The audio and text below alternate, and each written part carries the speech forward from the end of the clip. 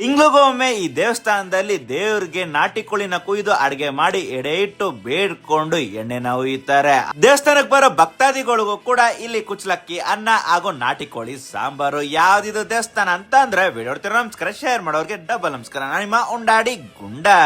ಈ ದೇವಸ್ಥಾನದ ಹೆಸರು ಸ್ವಾಮಿ ಕೊರಗಜ್ಜ ಅಂತ. ಇದಿರೋದು ಬಂದು ಧರ್ಮಸ್ಥಳದಿಂದ 15 ಕಿಲೋಮೀಟರ್ ಅಲ್ಲಿ ಈ ದೇವಸ್ಥಾನ ಬರುತ್ತೆ. ಶಿವರಾತ್ರಿಗೆ ಧರ್ಮಸ್ಥಳ ಮಂಜುನಾಥನ ದರ್ಶನ ಮಾಡ್ಕೊಂಡು ಬರ್ಬೇಕಾದ್ರೆ ಈ ದೇವಸ್ಥಾನ ಕಾಣಿಸ್ತು.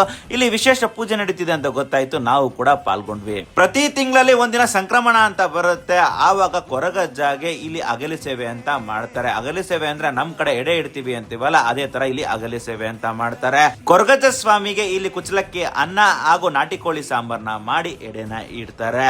ಹಾಗೂ ಇಲ್ಲಿ ಜೋಡಿ ಕೋಳ ಕೂಡ ನಡೆಯುತ್ತಂತೆ. ಇದು ತಿಂಗಳಿಗೆ ಒಂದು ಸತಿ ಈ ತರ ವಿಶೇಷ ದಿನ ಇರುತ್ತೆ. ನಾನು ಫಸ್ಟ್ ಟೈಮ್ ಕೊರಗಜ್ಜ ಸ್ವಾಮಿ ದೇವಸ್ಥಾನಕ್ಕೆ ಹೋಗಿದ್ದು. ಇಲ್ಲಿ ಹೋಗಿ ಸ್ವಾಮಿನ ನೋಡಿದಾಗ ಮನ್ಸಿಗೆ ಒಂಥರ ನೆಮ್ಮದಿ ಅನ್ನಿಸ್ತು. ಹಾಗೆ ಇಲ್ಲಿ ಗುಳಿಗ ಹಾಗೂ ಚಾಮುಂಡಿ ತಾಯಿ ಕಲ್ಲಿತ್ತು. ಇದನ್ನ ನೋಡಿದಾಗ ನನಗೆ ಫಸ್ಟ್ ನೆನಪಾಗಿದ್ದೆ ಕಾಂತಾರ ಫಿಲಮ್. ಎಲ್ಲ ದೈವಗಳಿಗೂ ಕೈ ಮುಗ್ದು ಪ್ರಸಾದ ಕಡೆ ಹೋದಾಗ ಇಲ್ಲಿ ಕುಚ್ಚಲಕ್ಕಿ ಅನ್ನ, ನಾಟಿ ಕೋಳಿ ಸಾಂಬಾರು ಹಾಗೂ ವೆಜ್ ಸಾಂಬಾರು ಇಷ್ಟು ಕೂಡ ಭಕ್ತಾದಿಗಳಿಗೆ ಬಡಿಸ್ತಾ ಇದ್ರು. ಈ ವಿಶೇಷ ದಿನ ಪ್ರತಿ ತಿಂಗಳು ಸಂಕ್ರಮಣ ದಿನ ನಡೆಯುತ್ತೆ. ಈ ಪೂಜೆ ಯಾವಾಗ ನಡೆಯುತ್ತೆ ಅಂತ ನಾನು ವಿಡಿಯೋ ಮೇಲೆ ಹಾಕಿದ್ದೀನಿ. ನೆಕ್ಸ್ಟ್ ನೀವು ಧರ್ಮಸ್ಥಳಕ್ಕೆ ಹೋಗೋ ಟೈಮಲ್ಲಿ ಪ್ಲಾನ್ ಮಾಡ್ಕೊಂಡು ಈ ದೇವಸ್ಥಾನಕ್ಕೆ ನೀವು ಹೋಗ್ಬೋದು.